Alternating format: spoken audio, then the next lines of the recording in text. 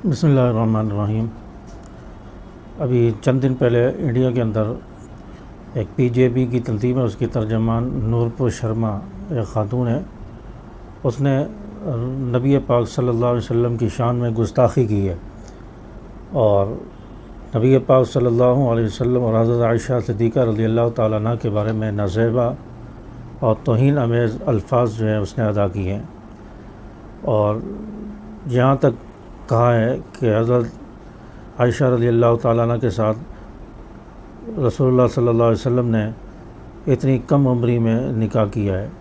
اس پر اعتراض کیا ہے۔ تو یہ نکاح آپ صلی اللہ علیہ وسلم نے جو کیا ہے یہ کوئی اپنی مرضی سے تو نہیں کیا، یہ تو اللہ تعالیٰ کی مرضی سے ہوا ہے، اللہ تعالیٰ کی رضامندی سے ہوا ہے۔ آپ صلی اللہ علیہ وسلم نے کئی راتوں تک، تقریباً 3 رات بتاتے ہیں کہ مسلسل آپ صلی اللہ علیہ وسلم نے خواب میں حضرت عائشہ رضی اللہ تعالیٰ عنہ کو دیکھا، اور پھر 3 دن کے بعد حضرت جبرائیل علیہ السلام آئے اور ریشمی کپڑے میں حضرت عائشہ رضی اللہ تعالیٰ عنہ کی تصویر لے کر آئے اور آپ صلی اللہ علیہ وسلم کو آ کر دکھائی اور کہا کہ اللہ تعالیٰ کی مرضی ہے، اللہ تعالیٰ چاہتے ہیں کہ آپ کا نکاح حضرت ابوبکر صدیق رضی اللہ تعالیٰ عنہ کی بیٹی حضرت عائشہ صدیقہ رضی اللہ تعالیٰ عنہ سے ہو جائے۔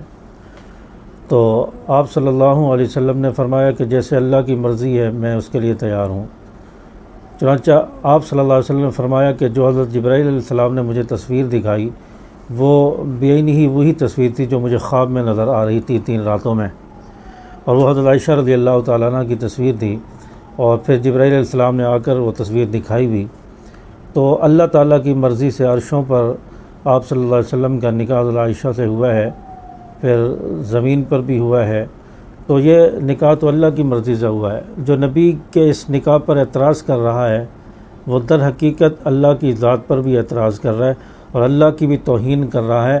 اللہ کے اس انتخاب کی بھی جو ہے وہ توہین کر رہا ہے، گستاخی کر رہا ہے۔ تو جو نبی کا گستاخ ہے وہ در حقیقت اللہ تعالیٰ کا بھی گستاخ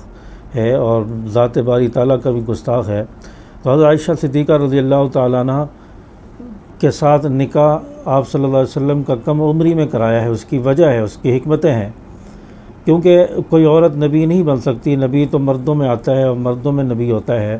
اور عورت نبی نہیں بن سکتی، لیکن اللہ تعالیٰ چاہتے تھے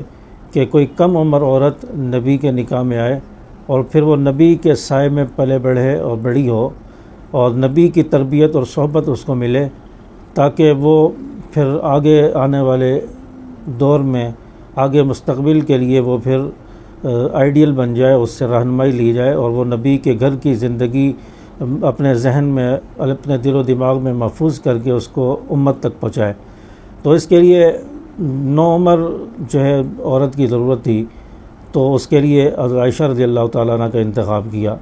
کیونکہ جو کم عمر ذہن ہوتا ہے وہ چیزوں کو زیادہ پک کرتا ہے، زیادہ اس کے اندر چیزیں محفوظ کرنے کی، باتیں محفوظ کرنے کی، علم کو محفوظ کرنے کی صلاحیت،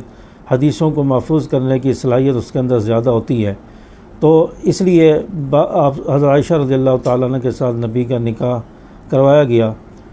اور کیونکہ آپ کی باقی ازواج مطہرات وہ زیادہ عمر کی تھیں اور جلدی ان کا انتقال ہو گیا، اور ان کے اندر وہ صلاحیت نہیں تھی کہ وہ حدیثوں کو محفوظ کریں، نبی کی گھر کی زندگی کو محفوظ کریں، اس لیے ان سے زیادہ روایات نہیں ملتی۔ زیادہ روایات جو حدیث میں ملتی ہیں وہ حضرت عائشہ رضی اللہ تعالیٰ عنہ سے مروی ہیں، تقریباً 2200 احادیث، 2200 احادیث تقریباً حضرت عائشہ رضی اللہ تعالیٰ عنہ نے روایت کی ہیں، اور حضرت عائشہ رضی اللہ تعالیٰ عنہ کے پاس صحابہ کرام رضوان اللہ علیہم اجمعین مسائل پوچھنے کے لیے، رہنمائی لینے کے لیے آتے تھے جب آپ صلی اللہ علیہ وسلم دنیا سے رحلت فرما گئے۔ تو حضرت عائشہ صدیقہ رضی اللہ تعالیٰ عنہ اس لیے کم عمر میں نبی کے نکاح میں آئی ہیں اور احادیث یاد کی ہیں، پھر ان کو امت تک پہنچایا ہے، صحابہ کی رہنمائی کی ہے، دور دراز سے لوگ صحابہ حضرت عائشہ صدیقہ رضی اللہ تعالیٰ عنہ کے دروازے پر مسائل پوچھنے کے لیے آتے تھے۔ تو یہ اعزاز حضرت عائشہ صدیقہ رضی اللہ تعالیٰ عنہ کو حاصل ہے، اور نبی کی جو ہے زوجہ بنی ہے، نبی کو محبت تھی، نبی کو پیار تھا،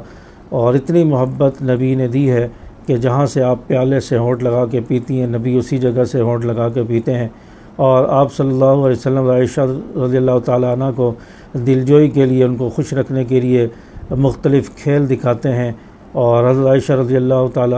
عنہ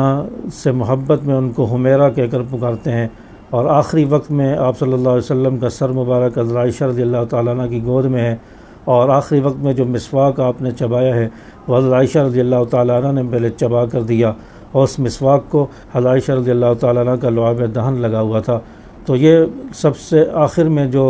لعاب آپ صلی اللہ علیہ وسلم کے مبارک منہ میں لگا ہے وہ حضرت عائشہ صدیقہ رضی اللہ تعالیٰ عنہ کا لعاب تھا۔ تو آپ صلی اللہ علیہ وسلم کے ساتھ اتنی رفاقت تھی اور اتنی محبت تھی، اور حضرت عائشہ رضی اللہ تعالیٰ عنہ کے بارے میں آج گستاخی کی جا رہی ہے اور اعتراض کیا جا رہا ہے ان کے نکاح پر۔ تو ایسے لوگوں کو شرم آنی چاہیے، ایسے گستاخوں کو حیا آنی چاہیے، وہ اپنے آپ کو دیکھیں کہ ہم کتنے گندے اور غلیظ لوگ ہیں، اور وہ نبی کی ذات پر اعتراض کر رہے ہیں جو کل جہاں کا سرمایہ ہے، جو اللہ کے بعد جن کا مقام سب سے اونچا ہے، تمام نبیوں میں بھی جن کا مقام سب سے اونچا ہے، تمام کائنات میں جن کا مقام اونچا ہے، اس نبی پر اعتراض کر رہے ہیں، اس نبی کے اعتراض پر انتخاب پر اعتراض کر رہے ہیں۔ ایسے لوگوں کو بات کرتے ہوئے شرم آنی چاہیے۔ تو آج انڈیا کے اندر اس پر احتجاج بھی ہو رہا ہے، اور لوگوں نے FIR بھی کٹوانے کے لیے درخواستیں دی ہیں۔ بعض جو باتیں پہنچی ہیں، بعض جو نیوز پہنچی ہے اس کے مطابق FIR درج بھی ہو چکی ہے۔ تو اگر FIR نہیں درج کی تو اس کو درج کرنا چاہیے، اگر ہو گئی ہے تو اس ملعونہ کو، اس گستاخ کو جو ہے گرفتار کر کے اس کو قانون کے مطابق سزا دینی چاہیے، اور گستاخ کی سزا جو شریعت میں ہے، نبی کے گستاخ کی سزا وہ سزائے موت ہے، اس کو سزائے موت کی سزا دے کر اس کو نشان عبرت بنایا جائے۔ اور الحمدللہ مسلمان بیدار ہیں، نبی کی عزت و حرمت کے لیے کوئی چیز بھی برداشت نہیں کریں گے، کوئی کمپرومائز برداشت نہیں کریں گے، اور الحمدللہ ہمیں نبی سے محبت ہے، اور اپنی جان و مال سے، اپنی اولاد سے، بیوی سے، اور اپنے تمام رشتہ داروں سے، دوست احباب اور ماں باپ سے ہمیں نبی سے زیادہ محبت ہے۔ اس لیے نبی پر جو کوئی بھی آنچ آئے گی مسلمان اس کو کسی صورت برداشت نہیں کرے گا۔ اس لیے ہمارا مطالبہ ہے انڈیا کی حکومت سے بھی اور پاکستان کی حکومت سے بھی کہ وہ انڈیا پر، بھارت پر دباؤ ڈالیں، اور اس ملعونہ کو گرفتار کیا جائے، اس کو قرار واقعی سزا دی جائے، تاکہ دنیا کے گستاخوں کو پتہ چل جائے کہ جو نبی کی گستاخی کرے گا اس کی سزا پھر سزائے موت ہوتی ہے، وہ قانون کے کٹہرے میں آتا ہے، اس کو پھر نشان عبرت بنایا جاتا ہے۔ اللہ تبارک و تعالی ایسے گستاخوں کو عبرت کا نشان بنائے۔ السلام علیکم ورحمۃ اللہ وبرکاتہ۔